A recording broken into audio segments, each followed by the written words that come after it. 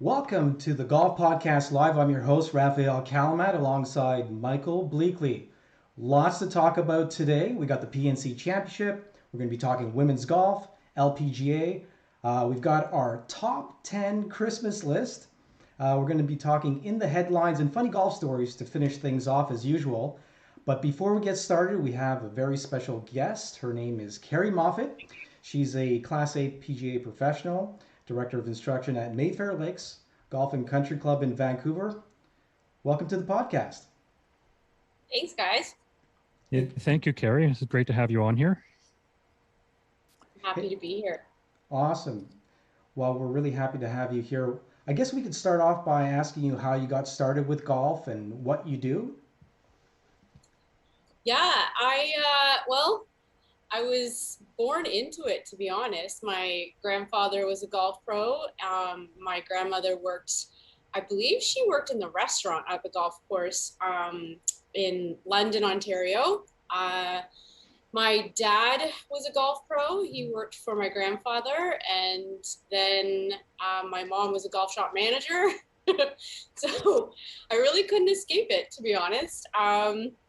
So I'd been golfing since I was a kid, and started playing tournament golf around age 12, 13, and kind of got hooked into the community of it and the challenge. I really liked it as a kid because it was the one place where I could be really quiet and alone, which was really nice. And then kind of went through a rebellion phase where I quit golf for 4 years and got a degree in resource management at Western University in London. And then I just missed golf, and I figured I had something to fall back on. So I decided to try to get my game back in shape.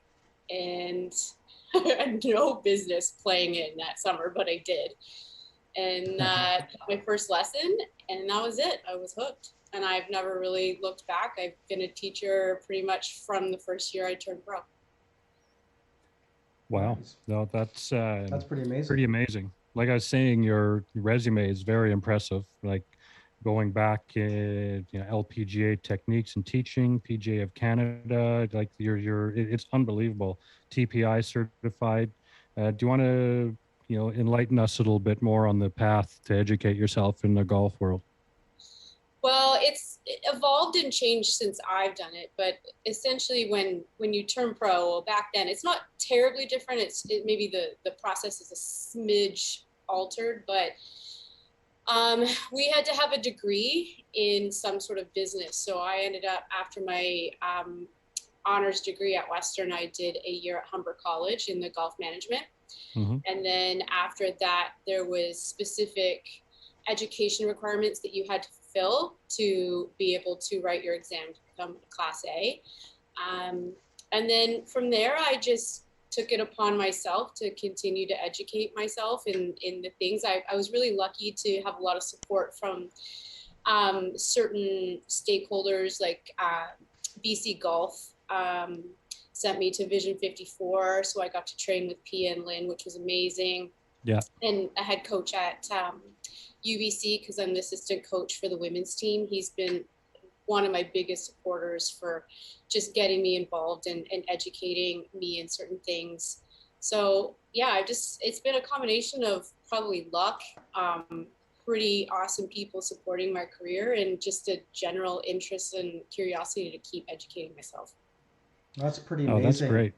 I'm always fascinated with the fact that people who pursue this in Canada, myself being an instructor and going through a lot of different types of certification and really grinding it out to make a living at golf. And so, being a provincial coach, and I heard that you were a gymnast and then you went into coaching, going through the professional golf management program and part of the Future Links program. I think you mentioned that as well. I was part of Future Links back in '99 when we introduced it in Quebec at Dorval Golf Club. And sort of that was my first introduction into teaching very large groups of kids and introducing the game. And that gave me the most satisfaction when I look back at all the kids that I introduced into the game over the years. It's really been great. And so for the growth of the game, and you've seen the growth of the game in women's golf, not only in Canada, but the US. Tell us a little bit what you think about how it's growing, and if it's going in the right direction.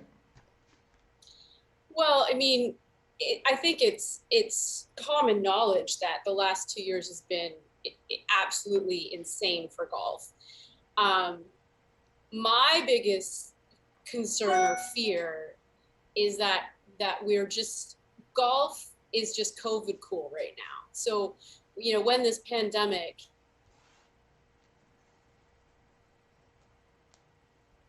No, I think she might have froze. Mike, are you there? I'm here. Yeah. Yeah, I think she's a little frozen. It might be a bit of a connection. It's Oh, probably there, mine. there Oh, you there we are. go. It's my internet. It's the beach house internet. Oh, that's all right. um, yeah, my biggest fear is that we're just COVID cool, to be honest, Mm-hmm. as a sport, and I hope that we can retain what we ended up, gaining over the last couple of years.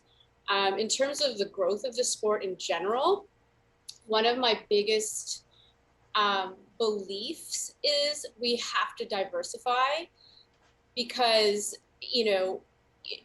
I'll just say it. I mean, golf has been an old white man sport for a very long time, and one of the ways I truly believe that we will change the sport and continue to have it grow is to create a much more diverse platform. Because I don't, we can bring people to the sport, like, what we do as coaches or as teachers, we can bring a lot of new people to the sport. But if they get into the sport and they don't feel comfortable there because they don't see themselves in the sport, they're going to go and find something else where they can see themselves. So I think what's really important is it's twofold. We have to bring people to the sport, but we also need to make it uncomfortable for everybody. And that is women, that is juniors, that's people of color, that's indigenous, that's the gay community, that is every community. Because if you're only marketing it to one type of person, that's just where things are going to die.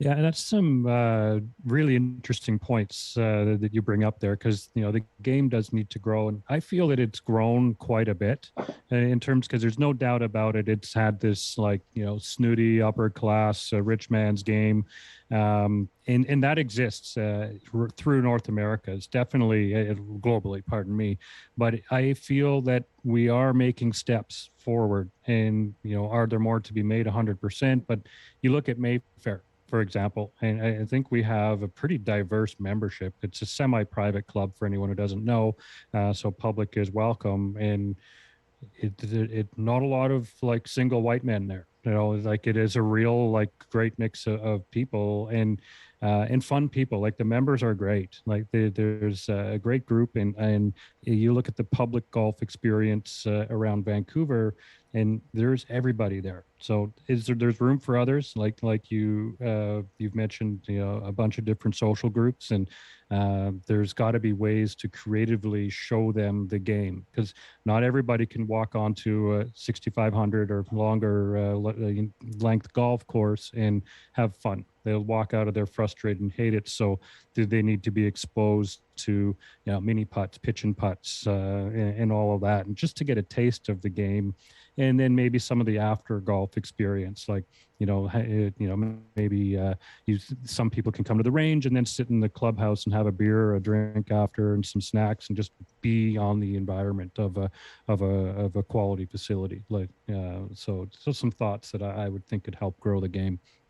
Absolutely. And Mike, to your point and to Kerry's, we saw a growth in the game before. We've been around for a little while, so we saw the growth in 97, 98, 99, and then there was that whole turnover with Tiger. Massive, you know, increased, play in the game, and we see the same thing in COVID. And I see what you're saying. Is it one of those things where there was nothing else to do and everybody discovered golf and it was a lot of fun, but then the retention rate just goes down the toilet like it did in the late 2000s? Now, how do we grow the game? I think inclusion is part of the answer, absolutely. But if we look at the broadcasters and the platforms we look at right now, I was watching the PNC Championship. I love John Cook, I love Rich Lerner, Brandel Chambly's great, but they're all over 50 years old. I was watching it with my son. Here's just one example. And he was saying, why are all these old dudes doing this? No one's going to watch it. He goes, I like watching golf, but these guys just bore me. So that's interesting because he's 15 and we're trying to bring people into the game. Now, I'm not even mentioning, diversity, ethnicity, getting more female announcers. There's a lot to it to unpack. So it starts in grassroots at the clubs and the teachers. But I think broadcasting, because we live in the media age with social media and broadcasting, they need to change their platform. I'm really tired to listening to Kenny G, CBS broadcast music just before it goes on. Jim Nance, I'm going to take a nap uh, in between commercials or whenever he's talking. Do you know what I'm saying? It's fantastic. They do a great job, but they need to be more inclusive. Get all these podcasters who are really hot right now, younger guys. Get the good guys to go on there and stuff like that.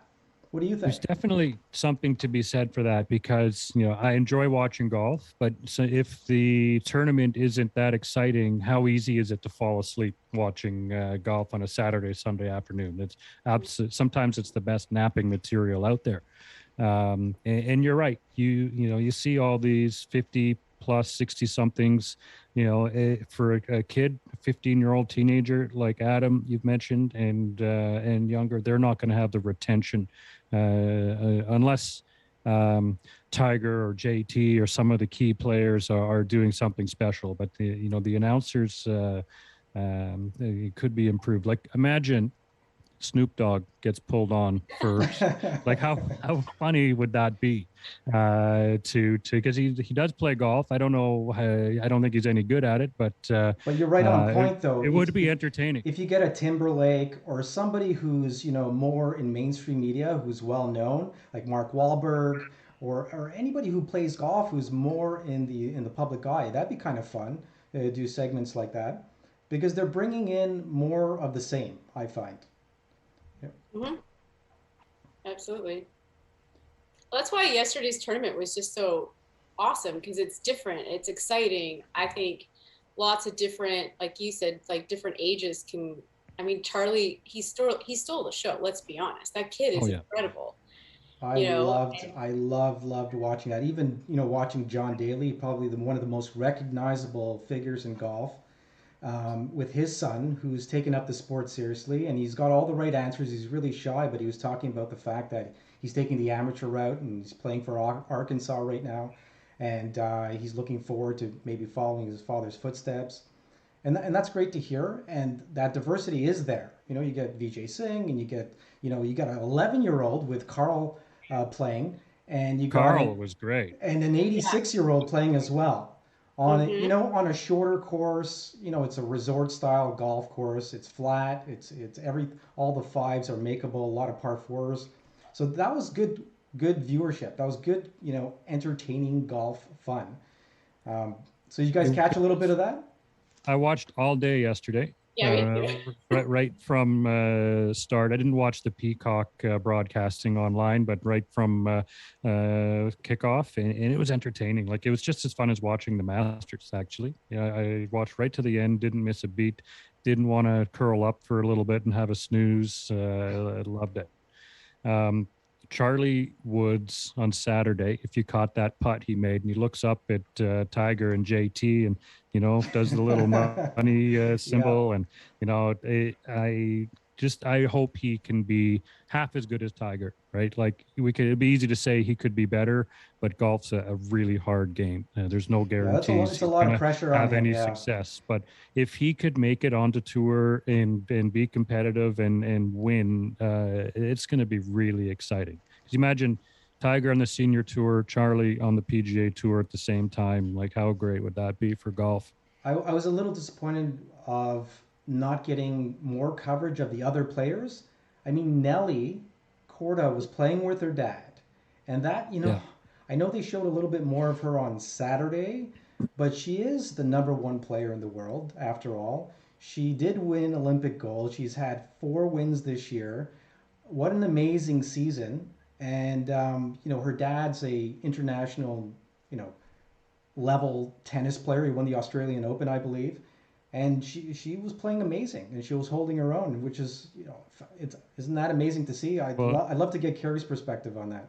definitely, because that's a family of athletes. So, Yeah. and they even commentated on Saturday that she's got the best looking swing in golf. So, Carrie, what do you think about that? Coaching, winning UBC teams, and the and everything that you have in your tool belt as an instructor. Once you break her swing down for us, and what can we learn from her swing? Well, first of all, the story, I'll get to that in a second, but definitely the story between her meeting Tiger, that's probably one of my favorite parts of that Yeah. whole thing. Like you see two of the best basically golfers or athletes that we'll see in our lifetime meeting. And I would love to have known what those conversations were like between those two. Um, Absolutely. yeah, in terms of, I mean, who doesn't want Nellie's swing? Like that's just one of the best swings in golf.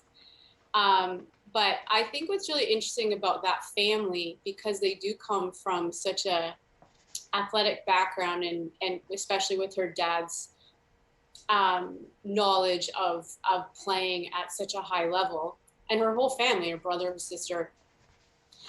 I think what's really interesting is I'd be curious to know how much the parents remained parents in that scenario and the coaches could be the coaches, or was there an overlap? And also with the parenting, because they have such a sports background, especially in that competitive aspect, where they, especially her dad, how much was he instrumental in helping her with the mental side of the game? Because to me, that is like, she just seems like she has an unbelievable mind She's way around. more mature than she actually is for her Yeah. age. Yeah, her and, answers are incredible. and I find, in coaching now with the type of parent out there, the helicopter parents, and the, and also with we've talked a lot about this with the coaches, actually across Canada, with this kind of swipe culture, and people just want things now, right? So with an athlete like her having such stability within the family, I wonder if that's why she is as good as she is. When you learn to persevere through things, and not just try to get rid of that person and get rid of that coach, or onto the next, onto the next, onto the next. If you can learn to persevere and build the tolerance to the uncomfortable feelings and emotions that will come up through struggle in sport. Yeah. I think that that's one of the biggest skills right now that we're losing in today's day and age of everybody wants it now, and nobody knows how to actually work for anything anymore. In golf is a sport that you have to find it in the dirt. There's no way around. You can't fast track getting better at golf without putting that time in to all aspects of the game. And there is a lot more focus on the mental aspects, I find, the last few years than previously. I don't know if it's just me paying attention to that, but there's a with podcasts, and there's so much more information out there speaking to the mental game, and how you can play better just by getting your mind right and making the right decisions. And you can knock several strokes off your handicap just by not trying to grip it and rip it and hit it as hard as you can all the time. Putting a little bit of strategy and how to cool off. Because I always say Gandhi or Nelson Mandela would be walking around the golf course wearing your head off, right? So because it's a frustrating game, there's no way about it. So the better we can cool off and reset before the next shot, the more we can perform. Yeah, Mike, Mm-hmm. we've talked about this the last few podcasts about how the game's evolved as far as the athlete in golf. Working on your mental game, your physical, your technical part of your game. But I think it goes back to what Kerry was saying, that you need a really good support system. And it's really hard to have a good support system in golf because, one, it's an expensive sport. It takes a lot of time and effort. So Nellie having that support system with her, even her mother was a top 20 tennis player in the world. She's got her brother and sister both playing. So they're all into it 100%, and they get what it takes. So they feed off each other, and I think that really helps. As well as they have an athletic background in the sense they played a lot of sports when they were kids. So they play different sports. I know when I was growing up, everything from Little League Baseball to playing hockey, and then afterwards on a national level, I cycled. I think all of those experiences I had for traveling, playing sports, doing group sports, and individual sports helped me be a better golfer. So instilling that into a program for your child or for somebody who wants to get better is being a little bit more, open to other sports to get better technically. You know what I'd be really interested in knowing is like if you took the top 10 players on the PGA LPGA tour, like how many of those players could have gone for a scholarship in multiple sports? Or what sports were they competitive? Because you're not going to get too many golfers getting to that point without being somewhat competitive in multiple sports. It just, when you look at some of those players, I mean, we've had a few players on the UBC team, both on the men's and the women's side. We had a baseball player. I think he played 1 or 2 years on the UBC baseball team, and then he switched over to golf. And he was actually one of our best male players. We've got multiple girls on the team now that have been very high level competitive in other sports. One girl, big tennis family, same thing. She's so competitive, but I think it's because she knows how to compete in sport. And she's using golf as this conduit for her competitiveness. So I think that's really interesting because that's what I see in the Corda family is they know competition, they know how to compete, and golf is just the sport they've chosen to do it in. Yeah. There's probably something to the cross training that would be involved with different sports that they bring that strength. Like if they've played, baseball, hockey, any of these athletic sports, especially where there's a swing movement and tennis included in that, they take that strength over to golf. Like you got to think of the endurance and the stop and go a tennis player goes through the match. Like their leg strength and core strength is going to be quite strong. And once they figure out how to translate that into a golf swing in a golf movement, that it probably bodes well for them to have some success earlier than some others might that aren't very athletic. And if you I'm sure you've seen this on the range many times. You someone who has no athleticism whatsoever, then you try to show them the golf moves and just forget it. They're like just getting them to touch the ball with the club is probably an accomplishment. Yeah. Yeah. Many of go ahead. I was just saying, it's interesting when you get a 10-year-old to jump or throw. And if they don't even at 10 or 12 and they have absolutely zero athletic ability, that these kids have specialized in something for too long and they haven't really been exposed to any sport, let alone a rotational explosive sport. Right. Yeah. Yeah. It's any kind of hand-eye coordination where you need to, make contact like baseball. I always give the analogy of throwing a ball as well as, loading up on your right side if you're right-handed, putting all your weight there, then dropping your left foot, and then rotating through and throwing a ball. And that really resonates with people. And speaking of baseball, you were talking about top players. I think Mickelson was going to play pro ball if he wasn't good enough. He went through the minor leagues. He wanted to be a baseball player. So did Billy Andrade. You got Woodland, who went on an NCAA Division I basketball scholarship and then went back to playing golf. Luckily, the scholarship was still open for him back over in Kansas. But you hear those stories all the time.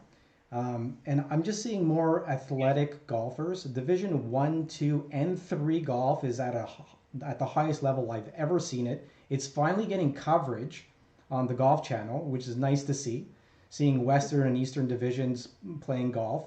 And I think Golf Canada is starting to do a pretty good job. We've got quite a few players out there. We have Maddie, I forget her last name right now. Oh my goodness. Maddie Shurik. She just got her full status on the LPGA. So this might be one of her first shout outs on a podcast. She's going to be out there. She's a young girl and good for her. I think it's top 40 that get their card for a full exemption and status. So, kudos to her. There's a lot more great college and university golf in the US right now. Yeah. Well, just even like the quality of golfer that I've seen in my 10 years at UBC, just our scoring average in terms of what is like currency on the team right now, the traveling team. We used to be, if you can shoot, currency for the traveling team, especially the ones that get chosen to go to nationals, was 77, 78. So we're looking for a scoring average around that. We know they can go lower, but if you can have an average around that, we're looking like we're qualifying now. And if you're not shooting even par, you're not making the traveling team. Wow. And that is a huge difference from 10 years ago. That's amazing. I was just recently watching this month the World Spirit Junior Championships, and the Canadians did amazing. They finished second. The girls finished second, but we're still way off from where the Americans are and their program is. We're talking about we're talking about a difference of 10 to 15 strokes on team events. It's huge. But I think there's a ways to go. I don't think the sports system's in place. I mean, golf and sports in general for college and university sports in the U.S. is religion. There's so much money inputted into representing a college or university, whereas in Canada you don't have the same type of support system, and so everybody needs to go south. Well, even in the States, it goes right down to high school. Like, I've never been to a high school football game, but I've driven by the stadiums in California, and it's insane the amount of money. Yeah, so, and it's even more in the collegiate and university level. So, and we do have a smaller population in Canada, and it would be great to see some more funding going into our lower level sports, just to help give our athletes a chance.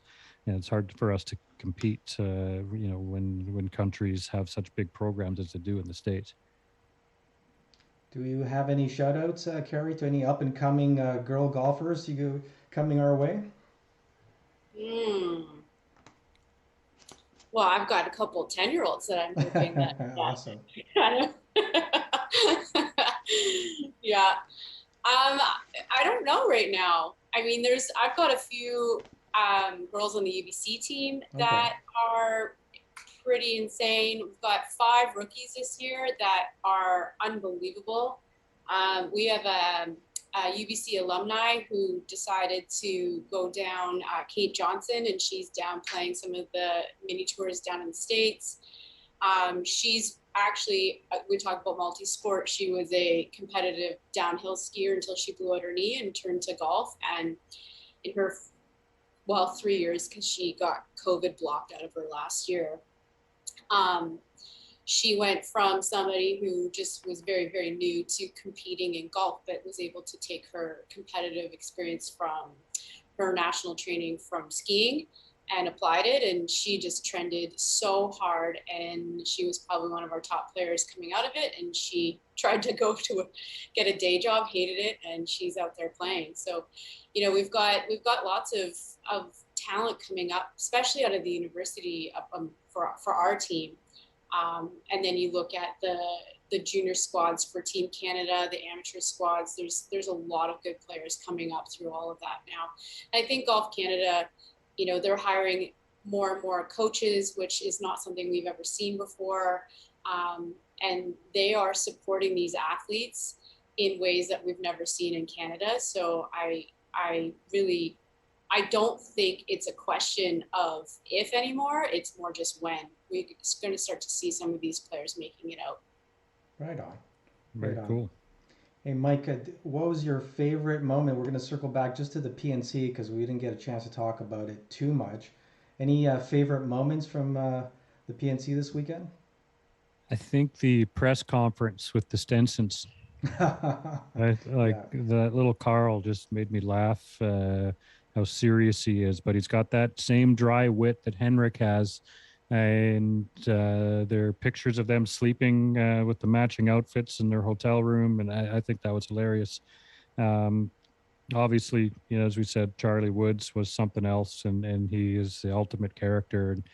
And like as watching Charlie, he's he's got long arms and long legs. I think in the next year or two we're going to see that growth spurt, and he's not going to be that small little cub, and he's going to transition into more of a mature teenager. And I would think by next year's PNC, he's 6 inches at least taller.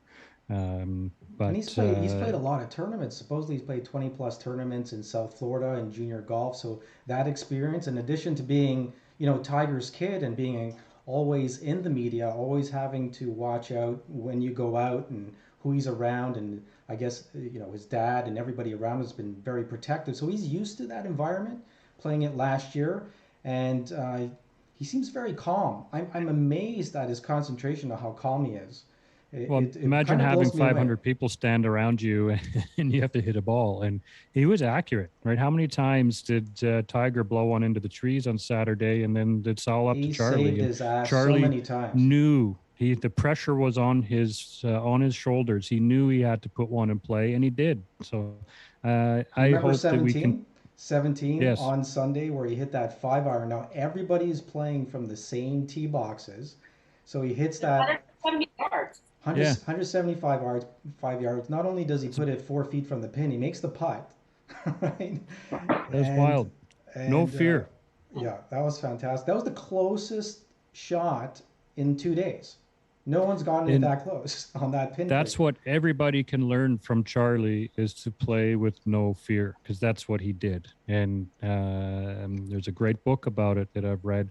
And if the second fear creeps into a golfer's mind on a shot, you're dead. You're going to butcher it. So that's what we can take home from Charlie's play, is that no fear. For me, I think it was seeing him have fun. See, like, fun is such an interesting word in sport because it's not just goofy, what you might think, like, listening to music on the golf course and goofing around. Like, for some people, for fun is competitive and they love it. But what you saw in Charlie was that kid was loving what he was doing. And I think that goes to show a lot of Tiger's growth through the years, because there was a moment in time after however many meltdowns he went through that you could see he started to connect to the game and have fun for a different reason. And it was, a few years ago, when he walked in the putt with Kevin Na, and they had this big Yeah, hilarious, Yeah. yeah, and you could see things kind of shift where you could see his personality, and you can see a lot of that fun, hilarious personality in Charlie now. So to me, that was, because a lot of times I see a lot of kids, getting into this competitive arena at about the same age as Charlie, and you don't see them smile. They are not having fun what they do, and they're going to burn out at some Yeah. point. They're going to hate it. They're going to hate their parents. They're going to hate golf, and they're going to burn out. And then you see a kid like that just loving it. You just know that game will be in his life forever. yeah, that Yeah, just brings me 100%. back to my son being 7 years old and me putting him in golf camp, me teaching him, kind of being that helicopter parent, and then realizing I've got to let it go and just introduce him to the sport and see if he likes it, then he'll come back to it. And that's kind of what happened. He played when he was 7, 8, 9, let go of the game, and he came back about a year and a half ago. And this summer we played every week, and it was the best feeling to like just play golf with him on championship style golf courses. And he wanted to learn a lot, and now he can't wait to play again. And I didn't know if that was going to happen, but he kind of just came full circle right back into it. It was great to see. And yeah, and as far as the tournament is concerned, it was great to see people like JT as well. We forget about who else was playing. Sink was playing, and his son. That was a lot The of fun Sings. to watch. I thought Sink was gonna just pull it away like he did to Tom Watson at the Open, right? They were just gonna come back and tug it away from Dailies. And but my one of my favorite moments when they showed that piece with Lee Trevino and Tiger and Charlie on the range, just talking shop, talking about different shots. You got Trevino hitting drivers. He goes, this is how you hit a driver about 50 yards, but you got to learn how to hit it 75, 100, 125. And if you go to the UK, you got to keep it low. And like the conversation was like everybody, I just wish they kept it on them a little longer, because it was like for somebody who's a golf nerd like myself, I loved the banter back and forth. Well, Lee Trevino would be so fun to play around of golf with. I think out of anyone out there, you'd have to include him in your dream foursome because the stories and the knowledge that he will impart, and he won't stop talking either. So you're gonna just for 4 hours just hear nothing but Lee Trevino stories. And how cool would that be? Yeah, yeah, that'd be a great. He'd be great in a foursome for sure. I'd love to circle back to a little bit about women's golf and LPGA. I mean, who's our next big, Sorensen or Ochoa? There are so many great women playing out there. Keri, I'd love to get your opinion on who do you see, coming to like a new level of golf. I know Lydia Ko's coming back and she's playing well. Uh, how do you see women's golf and who do you see coming up? Well, I think women's golf is definitely changing. To see you've got this kind of like cool mix of these new girls coming in. I mean, it's certainly. I mean, speed is a big part of what's going on. Let's be honest. You can definitely see it in a lot of those players. Um, but I like seeing players like Michelle Wie advocating for women in sport. And to be honest, I think what's going to happen in women's golf um, is going to be what can we do to get these women on TV? What can we do? Because it almost doesn't matter who we can bring up, right? If they're going to be making however percentage less than the men and they're never going to be on TV, we can't build a fan base for them. It almost doesn't like it matters, but it doesn't. Right. Yeah. I think what's so important is it has to be top down and it has to come from the TV networks, the announcers, where we can start to build storylines around these athletes. Yes. And if you can build the storyline around the athlete and you can get the public and the fans to fall in love with that athlete, then that athlete gets endorsements, that athlete gets TV time. Then you can start to build what they've done on the men's side. So I think to me, that's probably one of the most important things. We'll keep building better and better female golfers to come up and through. Like you've got Lydia Ko, you've got all these amazing players coming up now. But if we can't get them TV time, we can't I can't remember which tournament it was. I couldn't find it on TV and It was Sunday and I was so fucking pissed off because with the majors, like with the women's majors. Major. I can't remember which one it was. Five majors. Usually you can't find the Evian. And, no, I couldn't find it. Or it's late night. I mean, at some ungodly hour, you've got to watch a rerun of the day. And we've covered this a little bit, Mike. We talked about women's golf and what needs to be done. And what I've noticed, there's a little bit of a shift. We're seeing more women's golf because of the NBC Comcast Golf Channel merger. We're starting to see a little bit of that. But it's not happening like it did in tennis. When you look at majors in tennis, the women are making the exact same amount as the men.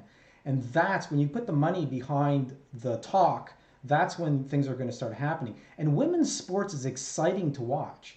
I love watching the meticulousness of a woman. I hate to say this, but their pre-shot routine is like the ultimate for me most of the time. So the grip, stance, posture, ball position, getting behind the ball, seeing your line, they do it so well. I love watching that. And telling my students to take a look at what Lexi's doing, right? Or take a look at what Ko's doing, and I always mention that. So you're absolutely on the right track there. They need more coverage. It's as simple as that.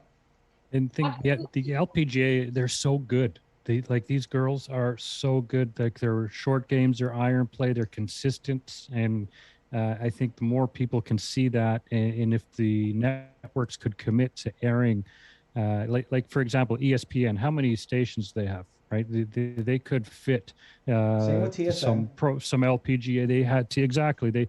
They have enough bandwidth where they could fit some pro golf, so the LPGA tour, and any other tours. They could feature some of these women in production is huge though. The cost of production for a golf tournament, let's face it, is way bigger than what it would cost to cover a basketball game because of the logistics of it.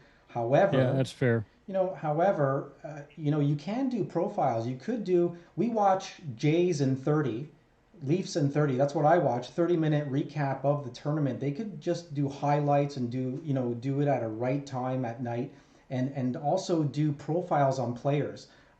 If I go on YouTube, I'll see a lot of great profiles on golfers, but they don't air those very often. Like shows like The Cut and the Champions Tour. Again, it's all centered around the men's game. I don't know anything about women's golf in Canada, especially. We had Adam Scully on here. We had Mark Zucchino. We had this conversation with them about getting more coverage for our Canadians. But unless they're at leading a tournament or winning a tournament, they're not going to get the coverage because they have a mandate with their networks. So even in Canada, it's tough. So it's up to us, the little guys who are doing these podcasts, to get the name out there and start talking about it. So what about this? Say, like, we'll say the Honda Classic for this first tournament I think of. You have the men's competition and then run parallel to it, whether it's, starts on the Monday after the men's round finish or the week before. Everything's set up. The stands are there. The cameras are there. You run the women's event. You call it a parallel event, the Honda Classic for women, however you want to brand it. They did it but the everything's US Open. there. Yeah, they did at the Right? US So Open. When if they could think creatively and bring some of these tournaments from both tours together, perhaps that could help limit the costs that they would have to go through. I agree. I agree. And it's really interesting when you think, like, I was looking at, if you think of Charlie, this weekend, his numbers are probably pretty much my numbers. And when you, Yep. No, I hear you. like that, like, let's be honest, and when you look at most of the amateur men out there playing, their numbers probably reflect what you would see in the LPGA. Right. So the fan base that you could build through women's golf is huge because men actually can relate a lot more to the type of game that women play than they could ever with what you see on the PGA Tour. Those guys, like, that's not human what they do. Like, it's just like there's not an amateur golfer, even just like a club pro golfer out there. They don't do what those guys do. It's just it's fun to watch because it's unbelievable, but it is not comparable to any golf course. It's the 1% of the 1%, right? Most back tee boxes at any golf course are not used, and they shouldn't be used. We should be playing from the front tees. I try to get people out with 2 clubs to get the season started. Go out with a 7-iron and a putter and 3 balls in your pocket and go play 18 holes, right? There's lots of ways to enjoy the sport, and playing from the front tees is one of them. You two are, teaching professionals, and I agree with that most amateur men, the ego kicks in and they have to go to the tips. And you see it all the time. It drives me bananas when you see 4 guys on the back tees and they barely even pass the 200-yard marker in the fairway from their tee shot. It's like, well, guys, you're going to have way more fun moving forward. There's one day at Riverway Golf Club, we're waiting to tee off, and these 4 guys are on the black tees, dressed like Tiger, right out of Golf Town, all the new Nike shit and everything. And each one of them dumped it into the water. They didn't hit a drive more than 125 yards, each of them. Then so we're just like, oh my God, guys, seriously. We asked them to move to the whites and insisted that they're going to have way more fun. And they did, thankfully, because I'd still be on the course 3 years later, the pros and cons of COVID. I've seen it all in the last year and a half. You got people, like you mentioned, all dressed up. They've got the best clubs. They've got a cigar out on the first hole. Bunch of young guys are trying to play and they can't even hit the ball, right? But it's that's where the education comes in. That's where people need to go see their local golf pro, go see Keri, get your golf lessons in, and it's okay to move forward a box, right? Like I'm a low single digit cap. I played on the tips. I can do it. Do I have fun when it's 7,000 yards? No, I don't hit it that far anymore. So it's a lot of fucking work, but I'm good enough I can get by. And if you're not, 5 or better, then you don't have much business, unless it's like an abnormally short course, like, 6,100 yard course, then yeah, that's fine. But when you're at 7,000 yards and you're standing on the tips, like, you've got to be able to hit it 250 plus off every single tee shot. And you've got to be able to get it around. You still So got to score. You otherwise, still just, got to score. I tell this people all the time. Go to the front tee boxes. Play the yeah, junior, women's, beginners tee boxes, whatever you want to call them, and see how you fare to par. that's No, what my no, first good right? coach told me. Todd Spring of Kerry, Todd. Yeah. He told us, go up to the front boxes, hit the red tees, and learn how to make birdies, It's and still then work your golf. way It's back. a lot more fun. I played all summer with my son from the front tee boxes. We played TPC in Toronto over at Osprey Valley, where they have the PGA Tour stop for the Mackenzie Tour, and they have 3 golf courses there. It's championship golf every golf course you go on, and we play the front tees every week. And I had a blast. I enjoyed my game a little bit more than normally, and Well, it's very social. And even if we were paired up with other people, we got other people to play with us from the front tees as well, and they enjoyed them. So we had a blast. I want to do an event, even if it's like, 4 or 5 foursomes, front tees, everyone throws in some cash, and we battle it out, right? So brings in that drivable par four, the reachable par fives, and it's okay to score. It's okay to make some birdies and have an eagle putt. Like, geez, enjoy it, right? But I think that would be a lot of fun to do at some point, and maybe we do that at Mayfair, And we Kerry. did You that could the organize some of the, podcast yeah, guest. We would do yeah, the yeah, absolutely. So just for something different, because I mean, I'm fine. I don't mind playing on any of the tee boxes, but it is fun to go tee it forward. And it also brings different elements into play too, because now the bunkers and the fairway are closer. So maybe you're not going to hit driver. You're going to play it positionally, or you're just going to try and belt your driver as far as you can and scramble around. And I think everyone should try all the forward tees and stick to your skill level.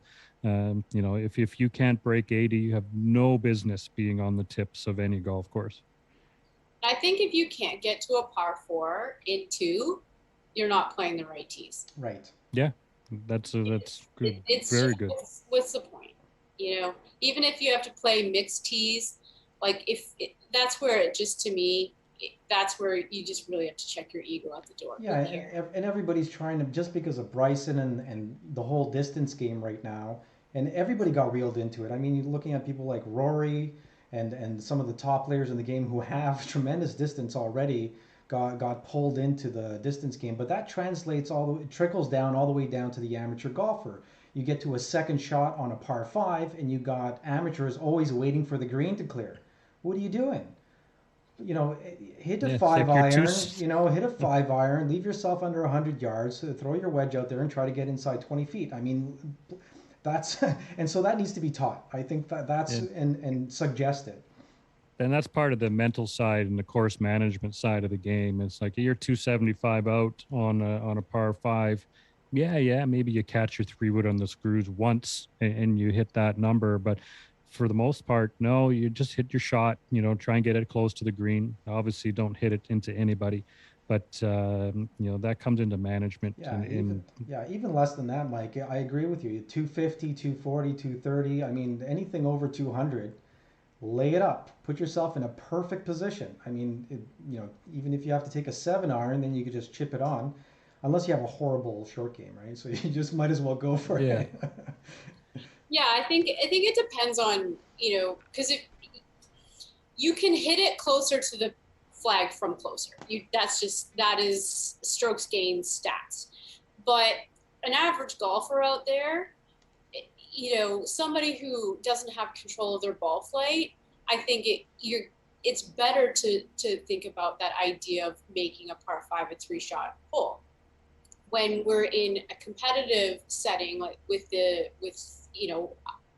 decent amateur junior golfers, the UBC team, we will take advantage of our length, because that is, from a competitive side, we can definitely score better and take advantage of our length if we can if there is a potentially reachable par four, which doesn't usually happen on the women's side, it does happen on the men's side because course setup between men and women, don't even get me started on that. They play the ladies way too long. And the courses aren't set up properly. I never, you know what? It's not, the women's tees are not properly designed most of the time. Well, the LPGA, when you think about the course setup, compared to the men, the men's side, the PGA, they, a certain percentage of players, the longer hitters, can get to par fives, at least one they can try to get there into, and there's usually one potentially drivable par four, but that kind of course setup doesn't typically happen on the LPGA, where they often will have a hybrid in on a par four, where so when you look at the actual distance that they hit it compared to the course setup in terms of length, it is definitely not fair. Yeah, definitely a lot to unpack there. Yeah. But definitely, like when you're talking about your average weekend golfer, they can't keep it on the planet. So, definitely looking at hitting something a little smarter to lay yourself up or to position yourself for a third shot on a par five. But tournament golf, length is king and queen, and that's just what you have to do. And you can just hit it closer from closer. It always has been. People don't realize it really has been a length game. It's nothing new on the highest level of golf. Tiger and Daly were the longest on tour back then. Before that, it was Jack. And even on the women's tour, Annika was hitting it out there. Ochoa was hitting it really long. And they're the ones who actually, got the wins, got W's in, and were able to close. Of course, you have to have a great short game, and you got to have your putting game, but the distance certainly does help. Well, let's circle and go right into something. I can't believe how time is flying by. We're 51 minutes in. Let's get into our Christmas top 10 list of the best gifts we could get. I mean, there's so many things we could get for a golfer. I was getting really general. We talked a little bit about this before we went on the air, and I'm just going to list off my first item that you can get, and that's the worst gift of all, as Keri said. It's a gift card from your local pro shop or golf town or club. It's just sort of the easy way. Sometimes you don't know what kind of gift. You know that you have somebody in your family who plays golf, or a friend, or your spouse. But a gift card's always kind of an easy way out. But we've got a lot more ideas for you. So it is an easy way out. And let me just add to your gift card that not everyone knows as much about golf as the person you might be buying a gift for. So instead of buying them 18 pinnacles, thinking that you're doing them a solid, go with the gift card. If it's a golfer who has everything, it's not that bad of a gift. That's right. Keri, why don't you take the next one? Well, I'm wearing one of them, so I'm all about supporting local, especially in these COVID times with people struggling. So I'd say anything from the Go Track Social Club, local company out of Alberta, and their whole platform is Golf is for Everyone, and they are massive about supporting diversity and inclusion. And I just love it. So anything from Go Track. Nice. I just want to mention to everybody listening or watching, we're not being endorsed by anybody. This is right off the cuff. We're just mentioning things that we think you guys should buy. Absolutely. And we talked a bit about data. I'll say the Arcos shot tracker system. That's a great way to learn more about your game and how far you actually hit it. Not hit it 310. Yeah, exactly. It's not 310, it's 245. That's maybe downwind, downhill, it's 310. There you go. At least that's my game anyway. Off of a car path. Well, that brings me to think about another gift. I think the rangefinder is one of the best gifts, or the range scope or finder that you can get somebody is a great gift. It increases speed of play. It gives accurate measurement, and I love it. I love my scope, and there's a number of brands out there, Bushnell makes the best ones. But yeah, if you want to get somebody a nice gift, that they're kind of expensive. You know, they go for There's a few $200 brands that are plus. lesser Yeah, expensive there's that are some. out there now that'll do the job. Yeah, there's some So, apps out there as well that'll track your distance. But you know, if you're going to get a scope and you want to see, you know, where it is, how far it is to the, you know, the beginning of the green, the back of the green, to the center of the green, it's nice to get those stats out there and know what you're doing. It's tremendously changed my game because I've walked everything out my whole life, from markers on the golf course, and then I'm usually pretty precise, but I realized how many, you know, sometimes when you really want to dial in, you're way off. All right, who's next? carries up. Oh, Theragun. Yes. Theragun. I can't survive without it. Yeah, I have one and highly recommend that. Yes. Yeah. Well worth the investment. Yeah, I They are. got. They have the smaller ones now too. Yeah, there's a little small handheld one, Yeah. and I bought mine last year in Boxing Week, and it was the second one up. You know, it's still quite small, but Yeah. it wasn't that expensive. So the Yeah. small one is under $200, Yeah. and would probably do just as good as the heavy duty version. Yeah, we always travel with one with the team. Yeah, Somebody brings theirs. Yeah. It's like a physio in your hand. You know, it's Yeah. great. I've got a heavy duty one called Sports Clear. It's pretty big. it's it's about that big. I can't even fit it into my golf bag, but it's got the three prongs on it, and I use it on my back and my arms and shoulders. It's got a lot of settings. That's a great idea. That's a great gift. Even if you're not a golfer, right? Oh yeah. If you just for have sure. muscle pain, that's Which is all of us. yeah. So I will throw in lessons. You want to do your golfer friend a favor, you know, a book time with either Keri or Raf, or any of your CPGA pros, because you've got a lot to learn. No matter how good your game is, you can always improve. So And not just lessons. one lesson. Get a package. There's so much to cover. That one lesson, I always get those gift card lessons. People come out for the range one time, they don't have any golf clubs, or they're pass me downs, or even if they do have good golf clubs, they think they're going to learn about golf in one lesson. So in 60 minutes, it's very tough to cover, you know, grip, stance, posture, ball position, alignment, how the game works, putting, chipping, sand play, you know, drive. I mean, Yeah. the list goes on forever. Yeah. And you Buy want them a to. 5-pack minimum of There you lessons, go. maybe a 10-pack, and get your spouse out of the house. Yeah. All right, and we mentioned golf balls. We were joking around, but that's a good safe gift. You know, it's a good stocking stuffer. You get a sleeve of balls, you know, on the smaller side, or you get a box of golf balls. You know, hint Pro V1s or Pro V1Xs for most people would love to have those. They're kind of expensive, but they're good balls. Mike, you know, I was trying to get into a newer ball this year, and you told me to try out the X. And I said, yeah, sure. I bought a couple of dozen, and that's all I stuck with. I love the feel of the X's. I mean, I don't think you need to have a tremendously quick swing speed. You don't need to be up there. You That's just, a misnomer yeah, these days. that's And with the Pro V1s. I think the Pro V1s are a much harder ball, and you need to have a specific swing speed and ball speed. But with the Pro V1Xs, really nice, consistent feel, nice spin on the ball, nice high trajectory. And yeah, love those balls. I did a ball fitting with a pro from Florida, and she guided me into the Pro V1X, away from the Pro V1, and I thought it was great. You know, I'm very happy with it. I've got 16 dozen of them in my locker at the club right now. So I heard there was a ball shortage coming up, so I wanted to be prepared. So You panic bought.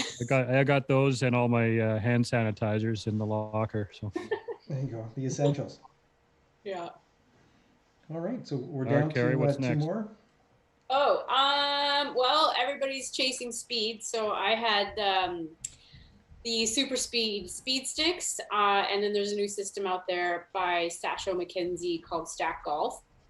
Any of those, I think, are awesome to help understand how to actually create speed through proper movement and more of the kinetic chain. I know for me, I've been working out pretty heavily for about 5 years, and my trainer is now just I've got, you know, I was working out injuries and all this sort of stuff, putting on muscle, putting on a lot more stability in my joints, especially where my injury is. And now we're trying to change this into creating some chains for speed, because I felt like I was super strong, but I wasn't able to actually relate it to moving the club faster. So things like that, and even using, you know, any kind of TPI trained trainer will help you create some speed. I love Awesome. those two products. So Very cool. Hey, And that Mike is. segues into my last choice, which is fitness sessions. there you go. TPI golf fitness sessions. Find out who your local TPI pros are. In Vancouver, we've got Mike Azawa, Trevor Potts, and Chris Saney, all local guys. Chris has been on our show before, and it is a very worthwhile. You want to gain yards, do some TPI. Yeah, shout out to Joe Some Ross golf, as right? well, who's on the show. Yeah, Joe Ross Joe too, Ross, he's TPI. also a kinesiologist, so it really helps for people who have multiple disciplines who could really talk about breaking down your body, talking about how the body functions, how it's a rotational movement, and you know it's a very athletic movement. You know, if you're just getting into golf and you're listening to all of these things, it's really important to understand that there's a lot of speed, stability, and power all in one movement. And you've got to work on all of those things in addition to balance. So there's a lot of exercises there that need to be taken into account. Whereas it's not a very athletic sport when you're walking from one shot to the next. The actual movement is extremely athletic and explosive. Mhm. Yeah. Awesome, guys. We're running out of time. Look, we've got one more segment left. We're just over an hour, and unless you wanted to Raf, mention one more product. Before we jump into the last segment, Mm-hmm. I wanted to give Keri the floor to jump into her safe sport policy. Oh, You pushed out a great post the other day, and with fellow pro Matt Allen, is that his name? Going by memory Matt here. Allen, he works at the PGA of Canada. Yeah. COO. He is pushing golf forward in so many different ways. They just launched a new, I'm not sure how many points, but it was a diversity and inclusion task force that came up with a bunch of points that they're hoping to tackle through the years. Good. To make golf more safe. And basically, Matt and I got talking over something that I had gone through in the golf industry, which was not a great experience for me. And so me coming forward and actually opening up and talking about my experience with Matt led to basically a year-long change in policy within the PGA of Canada. And Matt is an incredible human being. And now I believe any complaint or issue that will be brought forward by anybody within the PGA, it is not going to be tackled by a task force of fellow PGA members. It's now going to be through a third party, which is Safe Sports. So okay. It will be a much safer environment for somebody to come forward with any kind of issues or complaints. And again, it's just making golf a lot more safe. And since I started my career, my whole basically like, I guess, values or my platform has always been, if you can create a safe environment for somebody in sport, then they can use that as a vehicle to have fun. And if you're having fun, you can use the sport to find out who you are. And I think that's one of the makes golf so special, is that golf teaches you about life more than any sport I've ever played.